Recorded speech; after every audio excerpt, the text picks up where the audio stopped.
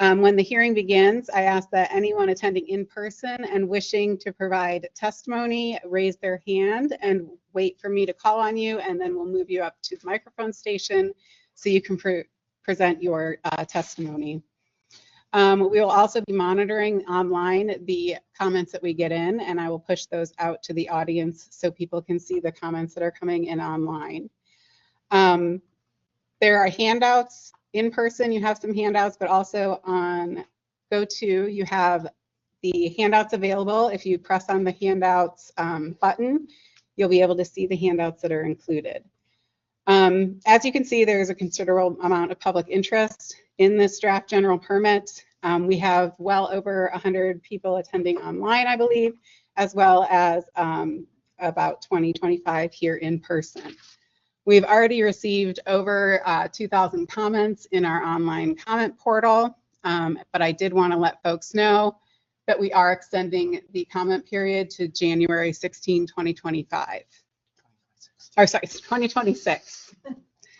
All right, so we've gotten a lot of comments, like I said, and some of the comments contain these topics, and I just wanted to go over some of the information because different agencies or organizations may take the lead for the different topics.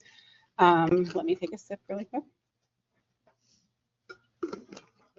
Ohio EPA reviews applications and permits to ensure that the facility's proposed actions comply with Ohio's environmental rules and laws. There are topics that, as an Ohioan, I know are pertinent to data centers and the communities in which they are proposing to be situated, but Ohio EPA does not have jurisdiction over some of those concerns. This doesn't mean that those items aren't important to consider. However, they're not topics that Ohio EPA can address through our permitting process. So on the slide here, you can see, I know there's a lot of contention and concern with electricity use and rates, as well as water use and rates. The PUCO is the Public Utilities Commission of Ohio, and your local providers are folks that you can talk to about the rates. Noise pollution and light pollution is another item that we've seen people are interested in. Ohio EPA does not regulate those forms of pollution. That would be down to the local municipality having codes or other types of things that would limit noise or light in their communities. For folks on private drinking water wells, the local health department and Ohio Department of Health have regulatory authority over those.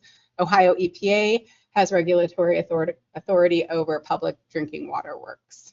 Groundwater withdrawal, I've heard that that is a big concern for Ohioans, and Ohio EPA does not have jurisdiction over that. That's Ohio Department of Natural Resources.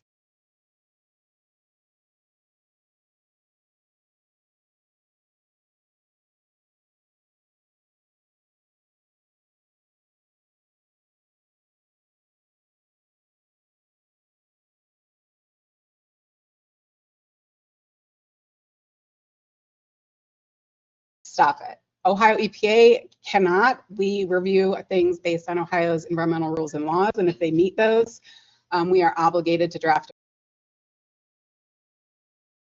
early on with your zoning officer or zoning municipality zoning office and other folks in the municipality.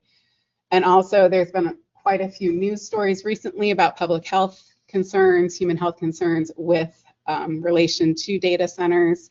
And again, that's a health department, Ohio Department of Health, or your primary care physician are the best experts to go to about those concerns. One of the biggest is siting and location. Again, planning starts well before Ohio EPA would be involved for our permitting review. Early planning often involves the local municipality, the data center themselves or the facility themselves, Public Utilities Commission of Ohio, and the local water and electricity providers. So I just wanted to put that out there. What we're doing today with our presentation is going over what this draft wastewater, stormwater general permit covers. And so those are the types of comments that we're looking for, things that affect wastewater, things that affect stormwater, because this meeting is specifically about that draft general permit and not necessarily about specific data centers that have opened or are proposing to open throughout the state. Again, like I said, the comment period has been extended to January 16, 2026. The goals today is that we give you information about the draft general permit for wastewater. And because we have such a large crowd, we will go directly into the comments because that's the heart and the meat of our meeting today, is to hear from the public. Concerns under Ohio EPA's jurisdiction, but will not be the focus of today's meeting. Any comments related, like I said, to specific data centers under development in Ohio with permit applications to Ohio EPA. Comments related to any air emissions. We do regulate air emissions at facilities in the state of Ohio, but that's not what the topic is today. It's a wastewater focused permit. And again, any comments regarding groundwater withdrawals.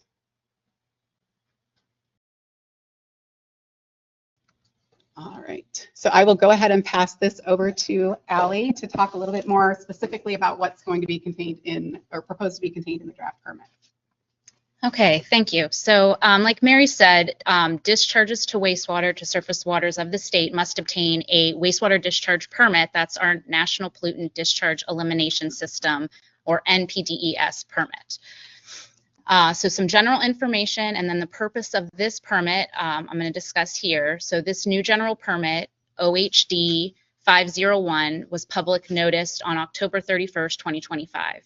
It's a first-time issuance for data center facility operations, and it's proposed for a duration of 5 years. To ensure these discharges are in compliance with all applicable state and federal water pollution control laws is one of the purposes of issuing this permit, as well as consistency in the application of limits and relevant permit terms and conditions. This is a streamlined application process statewide, and what we mean by that is both the application and issuance process is streamlined. That means that sites that are generally consistent in their potential discharges, So sites that are generally consistent with their potential discharge and have the same environmental impact can be grouped together. So the permitting is uniform.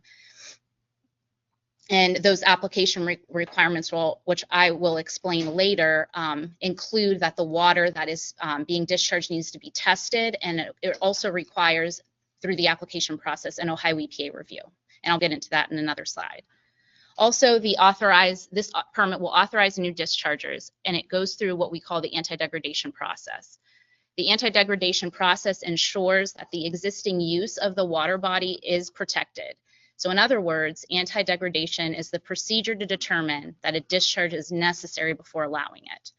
General permits that authorize new discharges have to go through the anti-degradation process. All right, so who can be covered by this permit?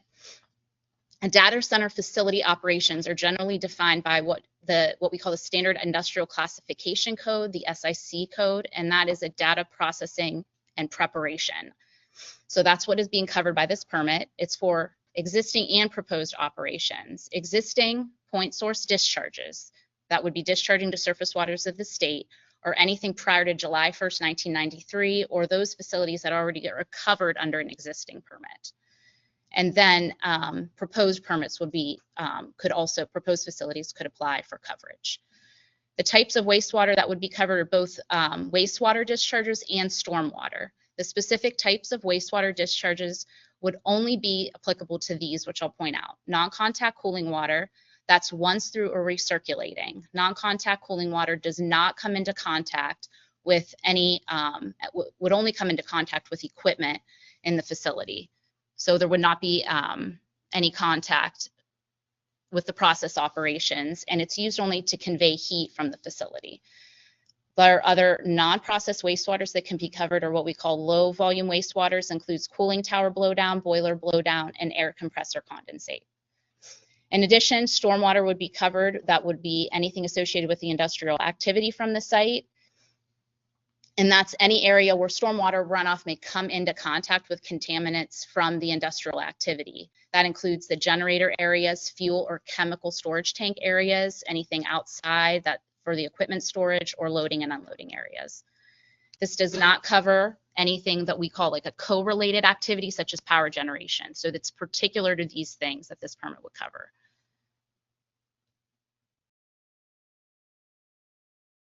Okay. The eligibility criteria that's outlined in the permit language describes what activities are authorized in the general permit, and if a data center facility can meet those items, then Ohio EPA can grant coverage. Dischargers that would not be eligible could still obtain an individual MPDS permit by submitting that individual permit application. So some of the restrictions would be the location of the discharge or the receiving stream. So for example, if the receiving stream is designated as outstanding or a high quality state water, they would not be eligible for coverage under this permit. Or if the location of the discharge goes to a sanitary sewer or to groundwater, it would not be allowed to have coverage under this permit. Some other of the restrictions are discharges that may cause or have the potential to contribute to an exceedance of any of Ohio's water quality standards. That includes temperature and thermal loads. If the cooling water that's being used would come from an intake that's greater than 2 million gallons per day, they would not be able to receive coverage. And then if there's any other discharge types that wouldn't apply, for instance, like heat exchanger cleanings. And again, if the discharge is not eligible, they can still or have the option to obtain an individual MPDS permit. Okay, so how to obtain coverage would be through the submittal of a notice of intent application, and the link here is through Ohio EPA's eBusiness Center, and that requires establishing an Ohio eBusiness Center account and obtaining a unique personal identification number or PIN for submitting the NOI. If you have an existing eBusiness Center account, and the holder can access the NOI form that way, and they can use their existing account and submit their existing PIN. The contents of an NOI is not just a one-page form for this general permit. There's additional items we're going to be asking for. That includes the location of the discharge, the seasonal flow fluctuations. We want to get an explanation of what those are going to be. We're asking for a storm drainage site map. In addition, supplementary data needs to be submitted, and it will depend on the source water that the data center is using. So for instance, some potential parameters they would need to submit results for include oil and grease, total phosphorus, total filterable residue, total residual chlorine, total residual oxidants, temperature, metals, VOCs. And then if the facility has a list of additives proposed to be discharged, they would have to submit the safety data sheet, which needs to be reviewed and approved. And that is a separate application process and a separate review process from this general permit.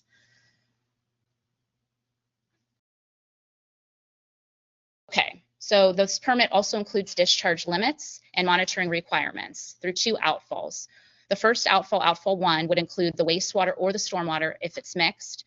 In general, most of the parameters require weekly monitoring unless it's continuous or less frequent, and I'll get into that in another slide.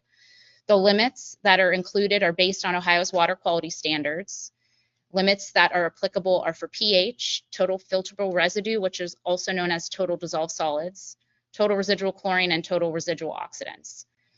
And then outfall 2 is for stormwater only. It requires quarterly sampling and benchmarks for total suspended solids and oil and grease. Benchmarks are not limits, but it's a numeric value that's included in the permit to ensure that there's proper management practices at the facility, good housekeeping, they're maintaining to minimize any runoff of oily substances or particulate material. And then those same benchmarks and same monitoring requirements are applicable at outfall 1. The reporting requirements in the permit include continuous monitoring for temperature and flow, grab samples for total suspended solids, oil and grease, phosphorus, total residual oxidants, and total residual chlorine. The asterisk is referenced for phosphorus, residual oxidants, and chlorine if it's expected to be in the discharge. So we would determine if it's in the source water or in an additive during the application review process. And there's additional grab samples that would need to be required for those parameters. Multiple grab samplings required for pH, composite samplings required for total filterable residue, and then all of these samples and all of these results are to be submitted through what we call a discharge monitoring report that's due by the 20th day of the month following the month of interest. Every month, these are required to be submitted regardless if there's a discharge. The sample and test procedures are listed in the Federal Rule 40 CFR Part 136, and that is a link used if you're interested for those test procedures. And lastly, I'll go through some of the special conditions in the permit. The first is the treatment additive approval process. Like I mentioned, that's a separate form and a separate review process and approval process through the Ohio EPA. That's listed in the permit. The limits that are below quantification, those are what are limits that apply, that are set lower than what the test methodology can actually achieve. And that's outlined particularly for total residual chlorine and total residual oxidants. And then stormwater best management practices are listed, and those are discussing the BMPs, best management practices, and ensuring that the stormwater is not contaminated and that the water quality standards are being maintained. So there's the spill prevention techniques. It goes through some good housekeeping practices. For instance, how to minimize contaminants in those equipment maintenance or fuel storage areas, recommendations like perform maintenance activities indoors, use drip pans, things like that. And then it also lists out authorized non-stormwater discharges such as fire hydrant flushing.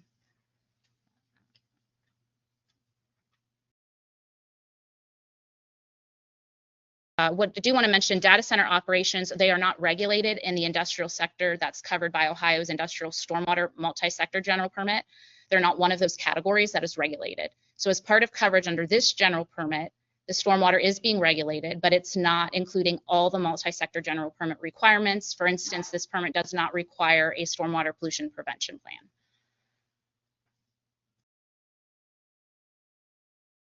And then the last two items that are special conditions in this general permit is outlining the stormwater benchmark sampling procedures. The monitoring period is for 2 years, and that's quarterly sampling, so that would be 8 samples.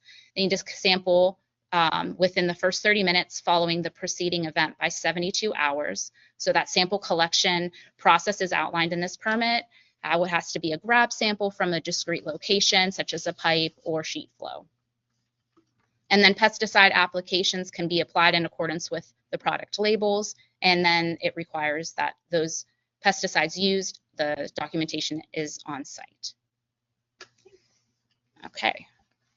Thank you, Allie. I'm just going to remind folks that we do get great interest in this public hearing and this comment period, so we have extended it through January 16th, 2026. We are recording today's presentation, so we will post the presentation on our website for those who are unable to attend today or want to hear the information again. That will be available on our website regarding this draft general permit. I do want to stress that the hearing today is not your only chance to submit comments on this draft general permit. You can submit them up until 5 p.m. on January 16th in our online comment portal. While we will accept comments on any topic a speaker would like to speak on, we can only consider those relevant to the draft wastewater discharge general permit that we're presenting today. So I need to start a hearing speech, and my hearing speech is a little bit repetitive, but it's part of the process. So I appreciate your patience while I move into this. I just said that. Okay, so sorry. Thank you for taking the time to attend this hearing before Ohio EPA. The purpose of the hearing today is to obtain comments from any interested person regarding a draft general national pollutant discharge elimination system permit that may provide coverage to data centers in the state of Ohio. The NPDES general permit for discharges from data center facilities, permit number OHD000001, is a first-time issuance, and it would cover data center facility operations that propose to discharge to waters of the state.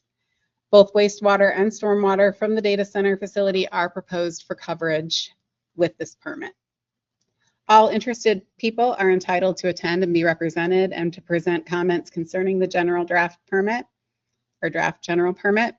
All relevant comments received as part of the official record will be considered by the Director of Ohio EPA before a final decision is made regarding this permit.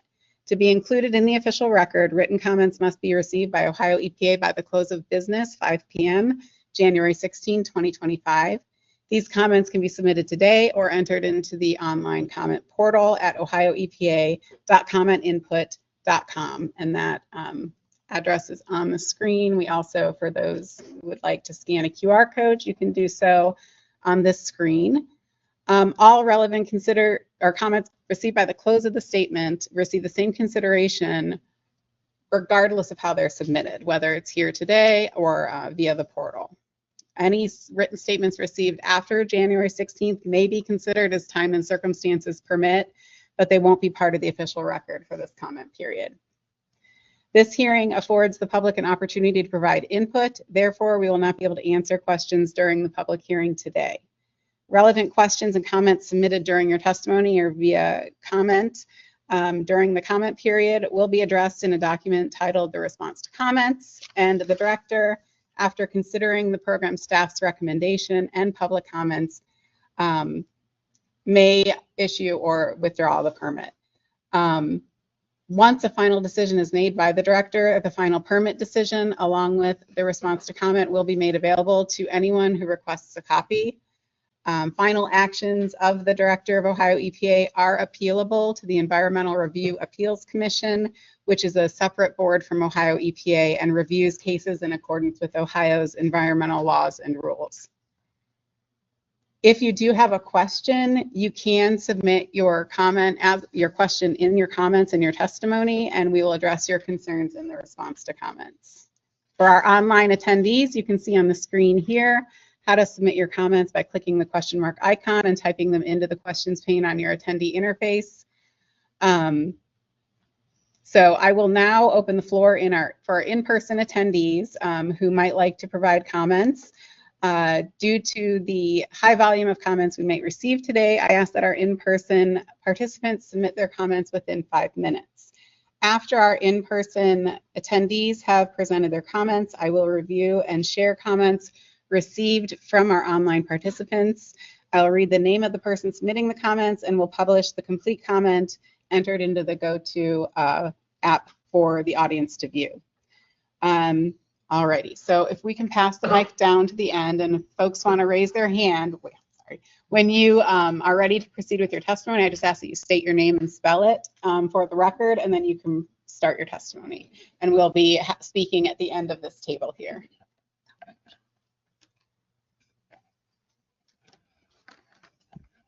Anybody want to provide oral testimony from our in-person audience? Oh, yes, sir. Thank you. All right. My name's Matt Bowden. I'm with Buckeye Lake for Tomorrow. We're an environmental group. We've been around about 14 years. We work really hard to improve the water quality at Buckeye Lake. And I'm just an accountant, right? Got a couple of degrees, but I think I'm, fair representation of, a normal person in Ohio that's got a degree, got a head on their shoulders. And when I read in your permit where it says, it has been determined that a lowering of water quality of various waters of the state associated with granting coverage under this permit is necessary to accommodate important social and economic development in the state of Ohio. I have to call bullshit. I'm sorry. That is total bull. I worked for the federal government. We had to take an oath. Ohio EPA should have had to take an oath. And it should be to the people and the environment of the state of Ohio. This, when I read this, just as a common person off the street, this says they're allowed to pollute the water. Why would the Environmental Protection Agency tell them they're allowed to pollute the water?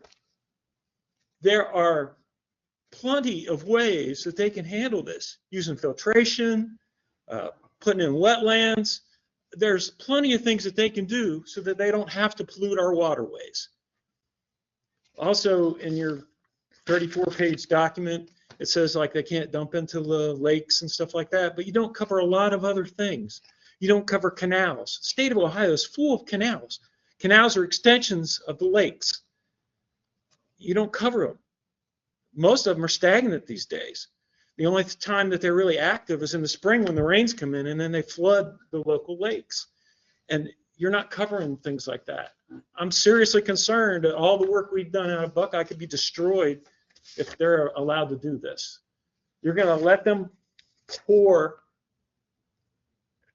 nutrient-filled, warm water into a stagnant canal that is full of 150 years of farming nutrients and only fills up with water in the spring. And you're going to let them dump it in there, and it's already a petri dish, and then you're going to let them dump it in there warm and turn it into, I mean, an incubator. And then in the spring, when the rains come through, that's all going to go straight into our lake. And I swim in that lake. I fished in that lake this morning, ice fishing. I eat the fish, and I got to call bull. This, to a reasonable person, this does not belong in here. Are there anybody in here that agrees with that? That when you read that, you think that's unreasonable? Raise your hands. Get counted. Seems like the majority of the room agrees with me as a reasonable person. I'm done. Thanks. Thank you, sir. Would anybody else in person like to present testimony? You can